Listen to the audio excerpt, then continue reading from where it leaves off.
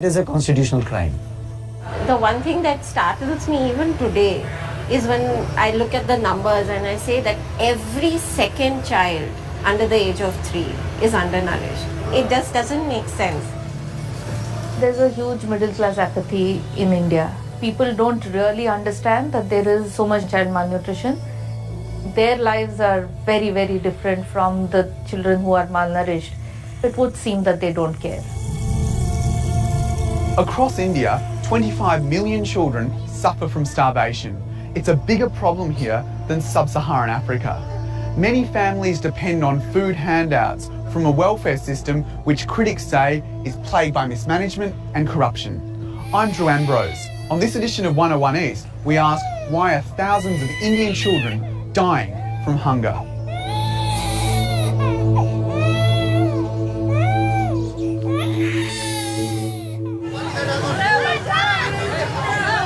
Hindu festivals in India are often a feeding frenzy. These offerings to celebrate the birth of Lord Rama bring good karma. This boisterous nation produces enough produce to feed its 1.2 billion people. Yet for millions, the fight for food remains. Half of all families in India's urban slums struggle to find food and experience chronic hunger. 9-year-old Roshan lives on Delhi's outskirts with her relatives. Going to bed hungry is something she's used to. 6 days I would eat, then the next 6 days I wouldn't eat at all. When I was small I would eat less because my stomach would burn whenever I ate. Roshan grew up on a daily diet of around 600 calories. Eggs, chapatis, sometimes a glass of milk. A girl her age should be consuming 3 times that amount. She tells us this diet made her repeatedly sick, but for Roshan's family, paying rent was more of a pressing concern than her nutrition. I used to vomit, have a fever and a constant cold. I couldn't eat properly. I didn't always get admitted to the hospital or be seen by a doctor. I would just cry. UNICEF estimates that 1 in 3 of the world's malnourished children live in India. Unless the child is very severely malnourished and about to die, visibly it's not something that looks like illness, like a stunted child. The big problem in India is stunting. So if you look at a 4-year-old child who's stunted, he might just look like a healthy 2-year-old child, but does not look like the images you see from Africa where there is famine and where you have big bellies. If 80% of your children are stunted, then it just seems normal that that's the way they are. Every school morning, meals full of protein and calories are packed into pots, then carted from factories to classrooms across India. This is one way the government is trying to combat child malnutrition through a midday meal scheme. It's the world's largest lunch program. By law, every Indian school student from ages 6 to 14 is entitled to a free hot meal. Development economist Ritika Kera says the program has been a great success. 140 million children are being fed every day, and that's pretty massive.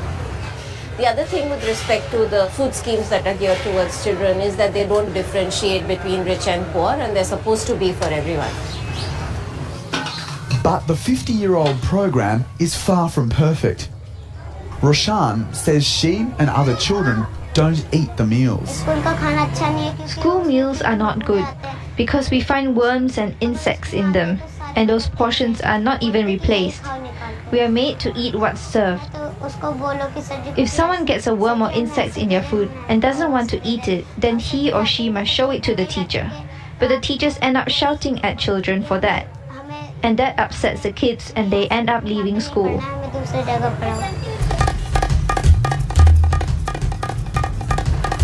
This alleged neglect is occurring just an hour from the corridors of power. New Delhi, the capital, has India's highest per capita income. Roshan lives in a nation of food surplus, which has witnessed rapid annual economic growth over the past 2 decades. Why do we care about growth? We care about growth because we want it to translate into a better quality of life for people. And on those things precisely, India has not done very well. Infant mortality rates are still very high. Rates of undernutrition are very high. Critics say serious rates of child starvation exist in India's booming cities because of a lack of accountability in government programs. We've fallen back on creating a strong welfare system right from the beginning. And earlier there was the excuse that it's a poor country and we didn't have the money to do it. I don't think that excuse holds anymore. We've been growing fast. But the priority for education, for health, for creating public institutions is completely lacking. India's biggest state, Uttar Pradesh, is also home to the Taj Mahal.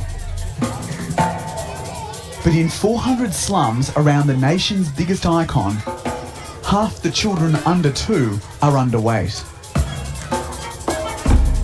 We have a women's group in this slum and we have... A physician by training, Dr. Siddharth Agarwal left the profession and made it his lifelong mission to tackle child malnutrition. His NGO aims to improve urban health services in cities across India. The doctor shows me a government health centre called an Anganwadi. Workers here feed children, weigh babies, and provide help to mothers in villages and slums across India. This 2-year-old girl on the scales is malnourished. Even at this tender age, there will be irreversible health problems. The child would not have optimal development in terms of, like scholastic attainment in schools. And then when the child grows older, his ability, if the child ends up being like a daily wage laborer, he would work far less. There should be 4 Anganwadi centres for a slum this size. Yet there are only 2. Just a few blocks from the centre, our crews spotted an unhealthy-looking baby girl. We think the workers should see. Little Sani is 5 months old and just 2 kilograms, the weight of a newborn baby. Sadly, she's a textbook case of severe malnutrition. Her mother's underweight and there's many mouths to feed in the family. We see this cross-generational malnutrition in our country quite a bit, that babies are born small, they grow up to be small, and in this particular case we have this situation right before us where the mother is stunted and we have 2 malnourished children in the family. These children fall through the cracks and they worry Dr. Siddharth the most. The Anganwadi workers have never seen this family, despite the children's poor health and their proximity to the centre. Tackling child malnutrition is hard in urban areas because migrants move around and centres do little outreach. That's where the flaw in that system is. There are lots of families outside the coverage of the Anganwadi centre and we are trying to encourage them gently, steadily to take charge of a few more. To help fill the gaps, Dr. Siddharth's NGO organises women's camps where mothers and children receive checkups from a private doctor for 20 cents a visit. He believes empowering Indian mothers is key to investing in their children's nutrition. It's difficult for women and children to go out to the health center or the hospitals, which are quite distant. If they go out, they would end up wasting at least 3 to 4 hours. So if we are able to bring these camps to them, then a greater number of women and children will be availing of these services.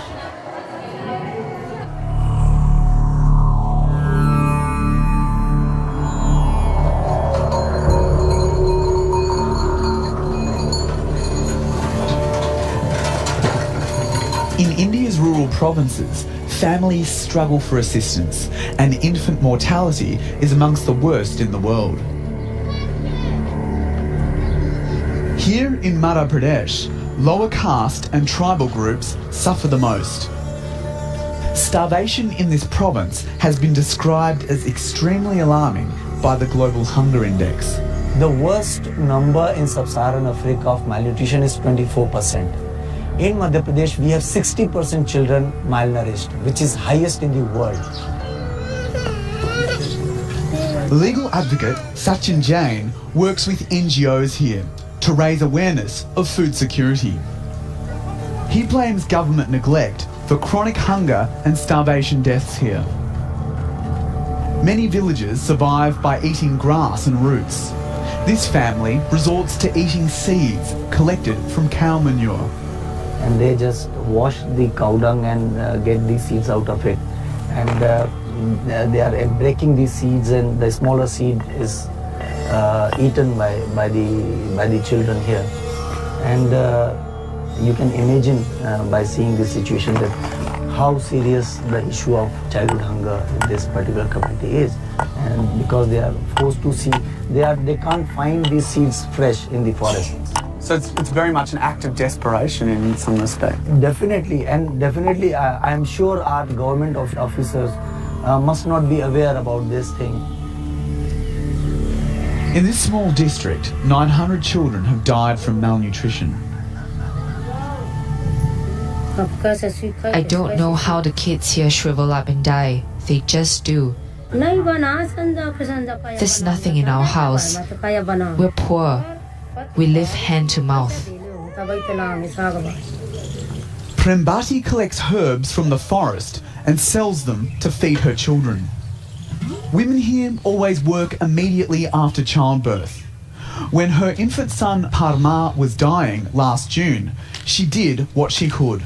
I took him to the hospital nutrition center, but he didn't get better. I was asked to stay back at the hospital. I couldn't spare the time, so I brought him back. He was fed well, but I had 2 more kids at home to look after, so I had to leave and bring him home.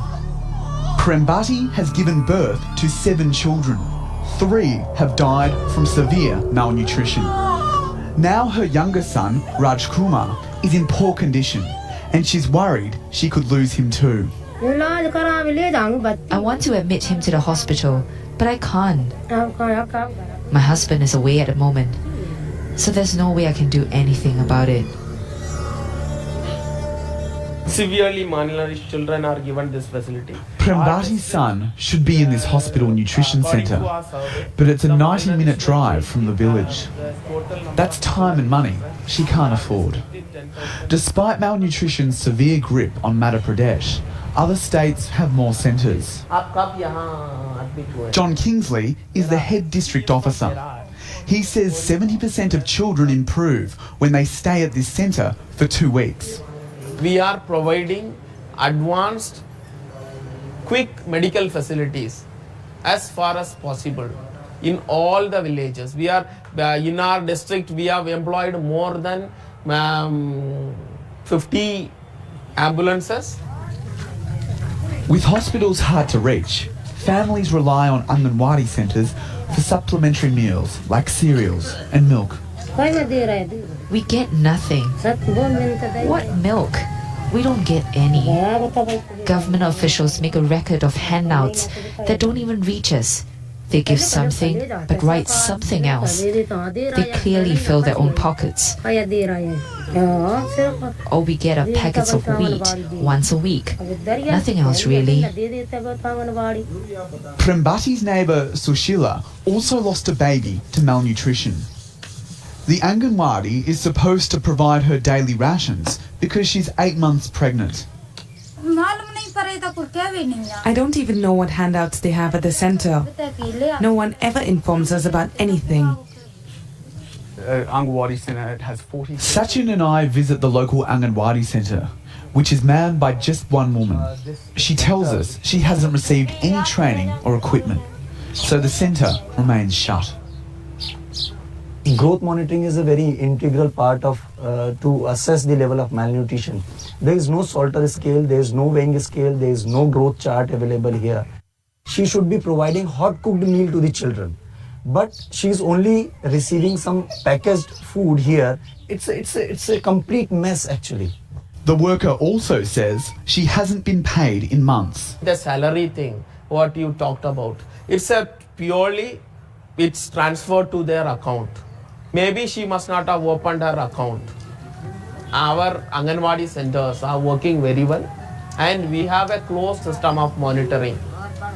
But children have starved to death 2 minutes from the Anganwadi. There is no punishment. I have told that there have been 900 deaths of children in this particular district, but not a single government official has been punished. Sachin Jain claims local officials are understating the levels of malnutrition, with no cause attributed to hundreds of child deaths. In January, he referred 19 child deaths, including Prambati's son Parma, to John Kingsley's office.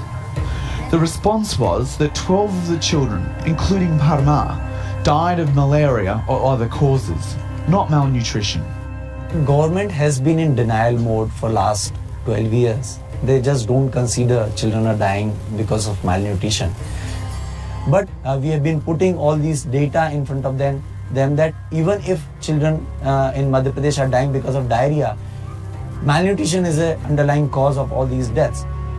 We showed photos of Prembati's son in his dying days to John Kingsley. If you look at that photo, how is that not malnutrition? See, I am myself accepting there is malnutrition. 10,000 of my children in this district are malnourished. I am not denying that. But if you look at that photo, I mean, the belly is completely bloated. That's one of the 12 that you said did not die from causes related to malnutrition. With all due respect, I beg to differ. See, actually, we have formed a high-level team of doctors and they gave the report such. And it must be a true report. And it may not be, I don't think, see, in this child, if it dies of malaria, is it because of malnourishment? We have gone through each and every death in detail. And now we have taken a decision. All the child deaths will be reported with all reasons. And every month... Meanwhile, excess grain sits in government warehouses across a country where over 1 million Indian children die every year from hunger-related illnesses. Needy families are supposed to receive these wheat bags through a government distribution system. But Sachin says a lot of the bags get siphoned off and sold on the black market. Some grain also rots because of slow bureaucracy. At the national average, around 25% of the total procurement goes west every year. This is what we call actually politics of hunger. Shops like this one distribute subsidised grain using a ration card system. To make a profit, many owners operate up to 9 shops with only a few staff. Families often come to find shops closed, and sometimes they're not given their proper allocations by the shop owner. What these people do, they do fake entries in the registers and they just take all this food grain to the open market, to the flour mills, because it's a subsidized grain. It's 300% profit they make out of it. But this shop owner says he doesn't shortchange families and keeps his shop open 6 days a week. If they aren't educated, someone else from their household can always keep check on what's written on their card. People are absolutely happy with the system and no one has any problem whatsoever. We came back the next working day to test that claim. The street was empty.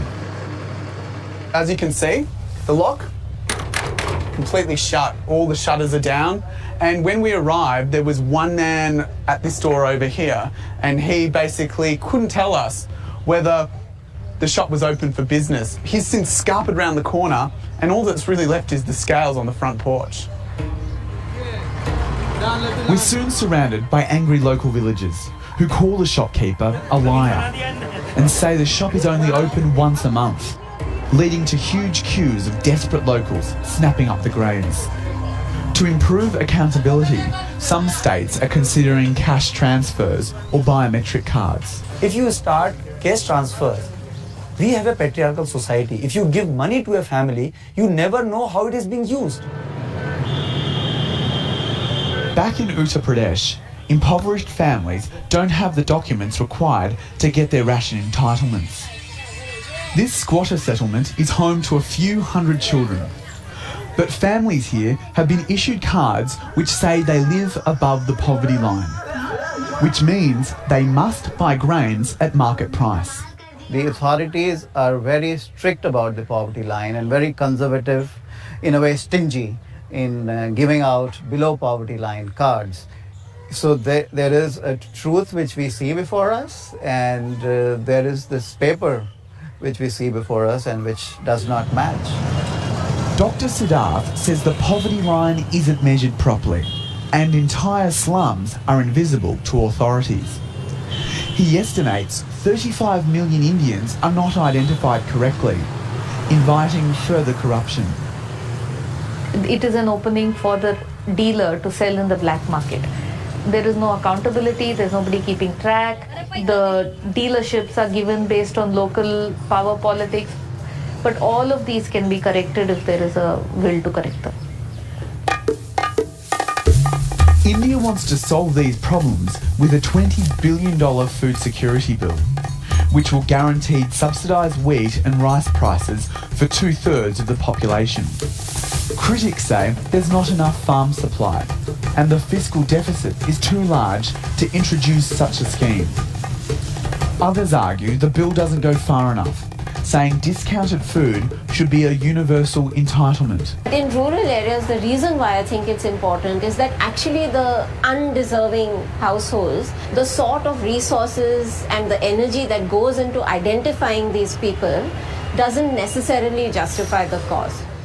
But Dr. Siddharth believes food distribution should remain targeted towards the poor, so that more starving children can reap the benefits.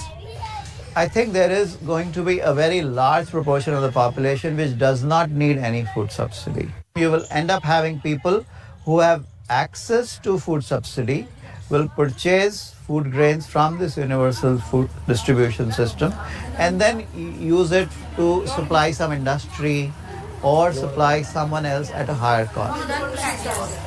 Dr. Siddharth says child malnutrition is best tackled through grassroots governance. His NGO has started a women's committee who represent urban communities around the Taj Mahal. Already, they've identified slums using mapping and collected a pool of savings through which families can borrow grains to tide them over in times of crisis.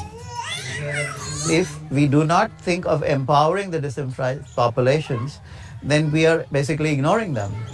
So any system which relies heavily on giving away is not likely to be a very successful system. If the system invests in human beings, not making them recipients of doles, then only that system has any future. India is pedaling along as one of the largest growing economies. It could be the world's biggest by 2050. But without adequate social welfare for children, tomorrow's workforce, its economic engine, could be greatly impacted. So I think it's a pretty serious problem, and we are not going to be able to just junk all these people into the sea. They're going to be here, and so they'll probably pull down the growth rate. Roshan is eating more and feels healthier now.